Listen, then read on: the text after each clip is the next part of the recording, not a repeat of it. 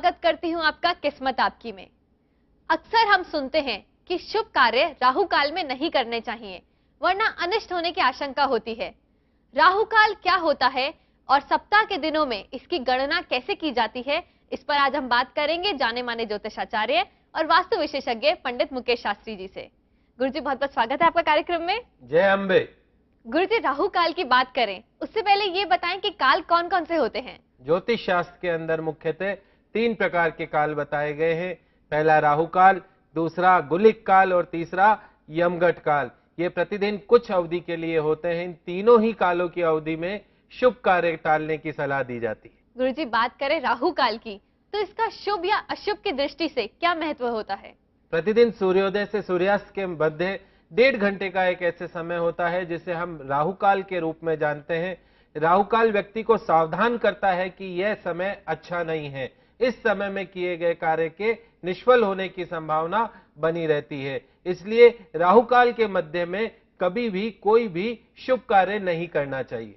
गुरुजी आगे हम आपसे जानेंगे कि राहु काल हर जगह के लिए एक ही होता है या अलग अलग जगहों के लिए अलग अलग होता है, पर उससे पहले हमारे एक दर्शक की समस्या हम यहाँ लेंगे। ये समस्या इन्होंने हमें ईमेल से बताई है। इनका नाम है जया माथुर जी। इनकी जन्म तिथि है 23 दिसंबर 1979। इनका जन्म स्थान है जबलपुर। इनका जन्म समय है दोपहर 12:55। ये जानना चाहती हैं कि इनकी सरकारी नौकरी कब तक लगेगी।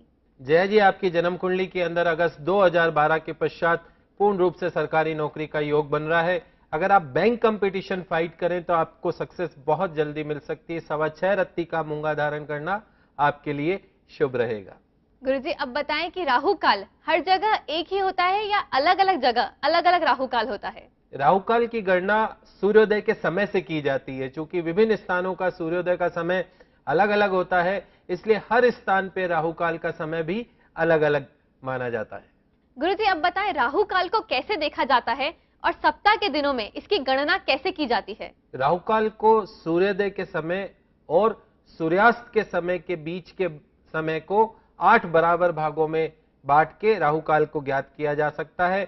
सामान्यतः अगर हम ये मानते हैं कि सूर्योदय का समय सुबह 6 बजे है और सूर्यास्त का समय शाम को 6 बजे है, तो उसके बीच का जो 12 घंटे का अंतराल है उसको 8 बराबर भागों के अंदर बांट के राहु काल का समय ज्ञात किया जा सकता है। दिन के पहले भाग में कोई राहु काल नहीं लगता है।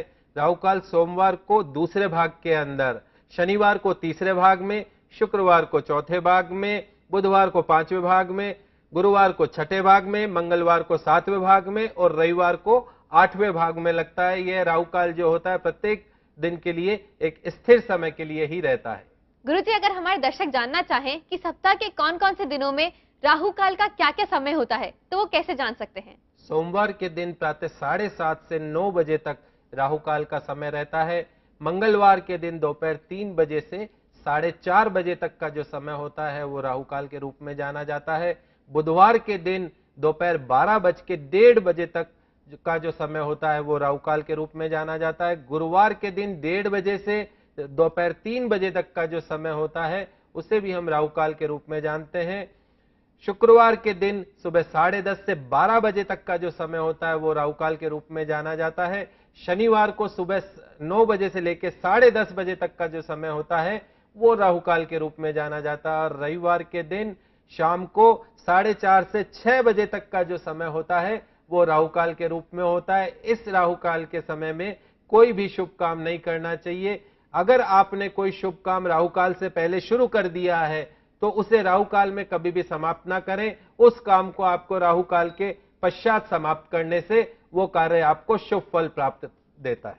गुरुजी वक्त हो गया है ज्योतिष के विशेष उपाय का, पर हमारे पास एक दर्शक की ईमेल है। ये ईमेल हमें भेजी है रचना शर्मा जी ने। इनकी जन्म तिथि है 23 नवंबर 1987। इनका जन्म स्थान है जम्मू। इनका जन्म समय है प्रातः 8:55। ये जानना चाहती है कि मेरी शादीशुदा जिंदगी कैसी रहेगी।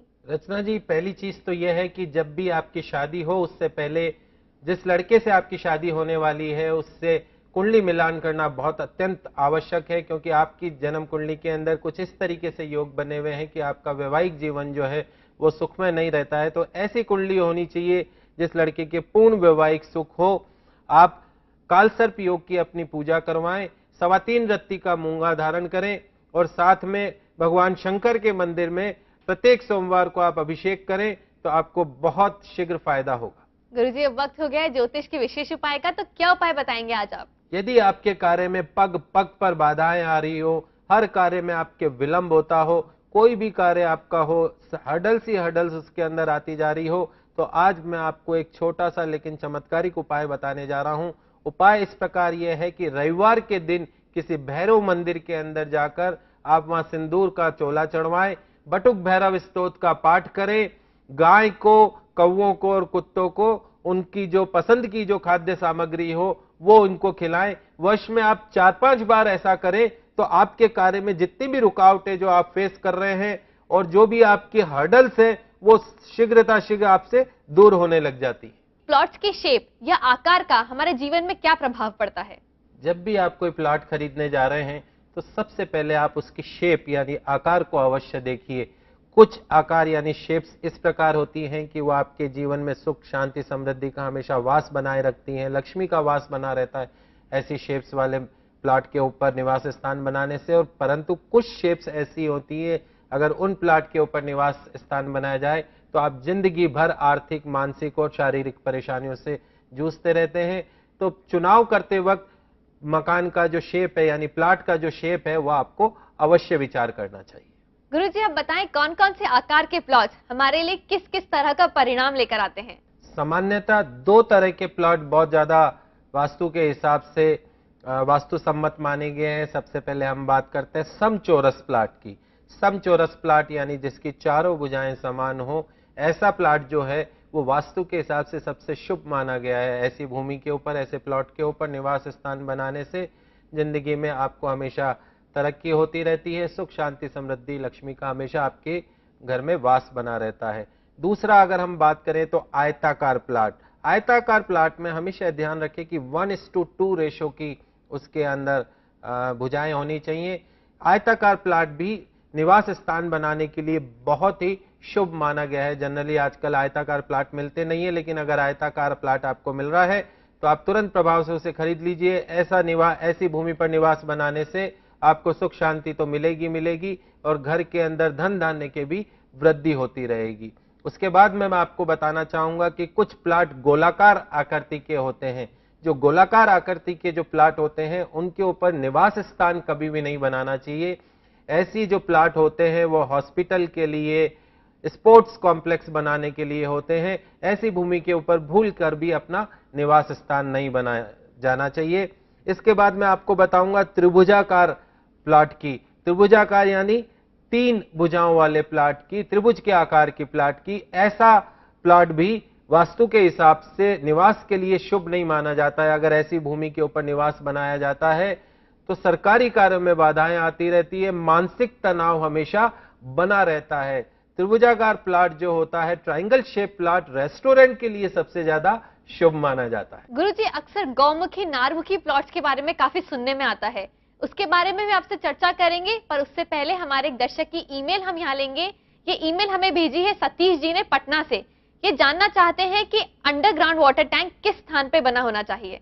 Satish ji, underground water tank के लिए जो सबसे शुभ स्थान बताया गया है वो पूर्व और उत्तर का कोना यानी ईशान कोण के अंदर अंडरग्राउंड वाटर टैंक वास्तु सम्मत माना गया है। गुरुजी, गौमुखी या नारमुखी प्लॉट्स कौन से होते हैं और इनका क्या प्रभाव पड़ता है? जो प्लॉट आगे से चौड़ा और पीछे से सकड़ा हो, यानी जिसका जो शेप है वो सिंह के समान हो, जिसे उस प्लॉट को हम नारमुखी प्लॉट कहते हैं।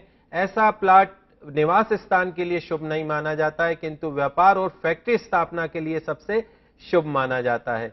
वहीं जो प्लॉट आगे से सकड़ा और पीछे से चौड़ा हो यानी गाय के समान हो, उसे हम गोमुखी प्लॉट कहते हैं। ऐसा प्लॉट निवास स्थान बनाने के लिए, व्यापार के लिए, हर कार्य के लिए सबसे ज्यादा शुभ माना जाता है। ऐसे प्लॉट के ऊपर अगर आप निवास स्थान बनाते हैं तो मां लक्ष्मी की कृपा आपकी जिंदगी में हमेशा बनी रहती है। गुरुजी, प्लॉट्स की ऐसी और कौन कौन सी शेप्स होती है जिनका गृह निर्माण के वक्त खास तौर से ध्यान रखना चाहिए? 6 भुजाओं वाला प्लॉट, जिसे हम हेक्सागोन के नाम से भी जानते हैं, ऐसा प्लॉट भी निवास स्थान के लिए बहुत ही शुभ माना गया है। ऐसे इस प्लॉट के ऊपर निवास बनाने से न केवल मां लक्ष्मी की बल्कि भगवान गणेश की भी कृपा आपके ऊपर हमेशा बनी रहती है। वहीं 8 भुजाओं वाला प्लॉट, जिसे ऑक्टागन के रूप में भी जाना जाता है। ऐसा प्लॉट भी निवास स्थान बनाने के लिए, व्यापारिक स्थान बनाने के लिए बहुत ही शुभ माना गया है। वहीं व्हील शेप का यानी पहिए का आकार का अगर प्लॉट है तो वो वास्तु के हिसाब से शुभ नहीं माना गया है। ऐसे प्लॉट के ऊपर निवास स्थान बनाने से उस घर में हमेशा आर्थिक हानि होती रहती है। तो आप व्हील शेप जो प्लॉट है उसको आपको अवॉइड करना चाहिए। असमान भुजाओं वाला प्लॉट, उस प्लॉट पे भी कभी भी निवास स्थान आपको नहीं बनाना चाहिए। गुरुजी, विषम बाहु प्लॉट्स पर घर बनाना शुभ रहता है या अशुभ? विषम बाहु प्लॉट ये एक ऐसा प्लॉट है जिसकी कोई भी भुजा आपस में समान नहीं होती, यानी उनके अंदर आकार में परिवर्तन होता है। ऐसा जो विषम बाहु प्लॉट है वो कभी भी शुभ नहीं माना जाता है। विषम बाहु प्लॉट के ऊपर मकान बनाने से आर्थिक हानि तो होती है, कोर्ट कचहरी से संबंधित हमेशा मामले आपके ऊपर लगे रहते हैं। ठीक उसी प्रकार एक डमरू के आकार का प्लॉट भी अक्सर देखने को मिलता है। ऐसा प्लॉट भी शुभ नहीं माना जाता है। ऐसे प्लॉट के ऊपर निवास स्थान बनाने से घर की जो स्त्रियां हैं उनको हमेशा शारीरिक कष्ट बना रहता है। गुरुजी, वक्त हो गया है वास्तु के विशेष उपाय का, पर उससे पहले हमारे एक दर्शक की समस्या हम यहाँ लेंगे। ये ईमेल हमें भेजा है अंजू जी ने उदयपुर से। ये जानना चाहती है कि ओवरहेड वाटर टैंक को किस स्थान पर रखना उचित है। अंजू जी, आपके घर का जो उत्तर पश्चिम का कोना है यानी वायव्य कोण, वो ओवरहेड टंकी रखने के लिए सबसे उपयुक्त माना गया है। वहां ध्यान रखने की बात है कि वायव्य कोण से 3 फीट की दूरी के ऊपर आपको ओवरहेड टैंक की स्थापना करनी चाहिए। गुरुजी, वक्त हो गया है वास्तु के विशेष उपाय का, तो क्या उपाय बताएंगे आज आप हमारे दर्शकों को? जिस प्रकार मनुष्य के शरीर में रोग का प्रविष्ट होने का जो रास्ता होता है वो मुख का होता है, ठीक उसी प्रकार वास्तु दोष जो आपके घर में प्रवेश करता है वो आपके मुख्य द्वार से करता है।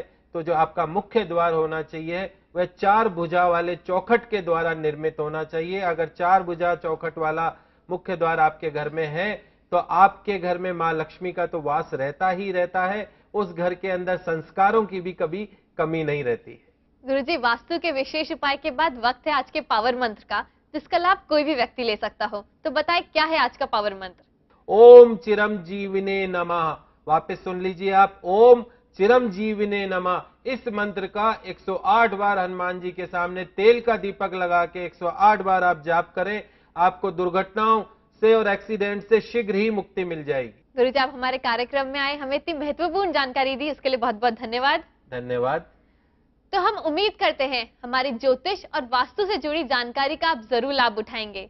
किस्मत आपकी कार्यक्रम आपकी किस्मत बदलने के लिए है। आपकी ज्योतिष और वास्तु से जुड़ी समस्याओं का समाधान जानने के लिए आप हमें कॉल कर सकते हैं। हमारा नंबर है 186142445513। आप चाहें तो हमें ईमेल भी कर सकते हैं। हमारा ईमेल आईडी है etvkismatakki@gmail.com और आप चाहें तो हमें लेटर भी लिख सकते हैं। हमारा एड्रेस है किस्मत आपकी, ETV राजस्थान 5/96A, भवानी सिंह लेन, भवानी सिंह रोड, सी स्कीम, जयपुर। अगले एपिसोड तक के लिए दीजिए इजाजत। तब तक खुश रहिए और अपना ख्याल रखिए। नमस्कार।